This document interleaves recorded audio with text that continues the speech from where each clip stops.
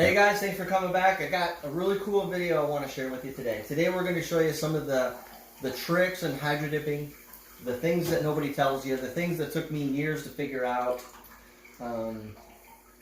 One of the things a lot of guys get hung up on, I'm going to give you 3 key pointers. If you can conquer these 3 things, you can hydro dip anything. The first thing is the tape. A lot of guys talk about taping your film. The only reason you need to tape a film is if the film can't be transferred from A to B without curling up on you. If you can get your film from A to B, from your cut table to your dip tank, you don't need tape. I'm going to show you what I mean by that. When you do tape things, which I tape things when I have to, the reason you put slits in the tape is so that your film can grow and shrink when it gets on the water. If you don't, your tape holds the film back and doesn't let it do what it needs to do in the water. You get wrinkles in your film. You get other things that happen when it hits the water. So this piece of film we're not going to cut, or we're not going to tape. I've got it cut the size already. I want to show you how I roll long pieces of film onto my tank by yourself if you don't have another hand to help you load a big piece of film onto your tank. The second thing I'm going to show you is going to happen really fast, and hopefully it picks up on the video. When you put your film in the water, a lot of guys get consumed with temperatures and times and exactly setting timers and all that jazz. None of that matters. Throw it all out the window. None of that is going to mean one thing. If you watch your film and you learn how to read films, you won't need timers. You won't need any of that stuff. As a guideline, you want your tank to be about 90 degrees. If it's a little colder or a little warmer, that's going to change the amount of hydration time you need your film to be on the water. The hotter the tank, the quicker your film will hydrate.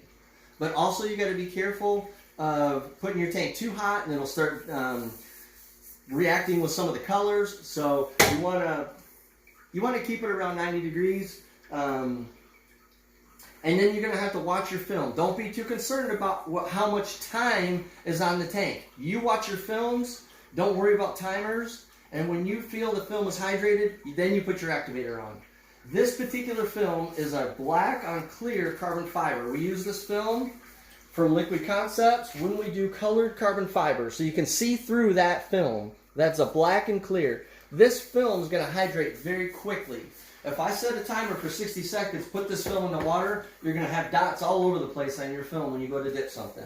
And I know that's a problem that you've probably had, and this is probably the reason for it. So I'm going to put this on the water, and I bet you before I get this film rolled all the way to the end, it's already almost hydrated on the front end of it. That's why I chose this film to do this kind of training exercise. Another thing I want to tell you, and can't stress enough, is on this particular film, and once you learn your films, you'll know which ones you have to do this to. Set your dams big. Set them really wide. So that this film, when it hits the water, is going to expand. It's going to expand really big. But then it'll come back. As soon as I get this film in the water, my buddy Skier Bob here will try to get on video. Okay, I'm going to just roll this dude out, holding one corner. Okay, there we go. There's the film. I haven't really set my dams yet because I want to let that film see it wrinkle up. I haven't set a timer yet.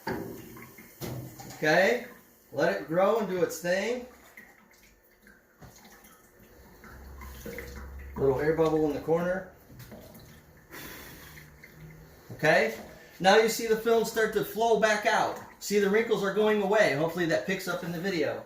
That film at that point is ready for activator right now. No timer. It's probably been on there 15 seconds. When I put my activator on, I'm going to start in the middle so that when it expands into itself rather than on the end. Go to one side, go to the other side. Now I can start from end to end, put my second coat. This particular film needs about 2 passes of activator. You see that film glassed out on your water surface. You know you did a good job hydrating. Let's go ahead and dip our part. I'm not going to back tape this one. Normally I would. But we're trying a little experiment with this particular part. We're just concerned about getting the film on one side, not really concerned about the bottom side. Okay? If you can get that film to look like that after you hydro dip it, you know you did it right. Keep those things in mind when you dip your next part. Hopefully it comes out. If you don't have a good successful dip, hit me up. I'd be glad to help you out.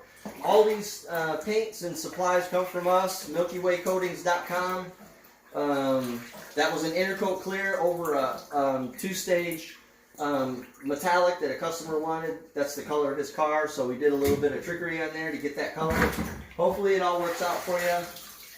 Good luck dipping, guys. See you next time.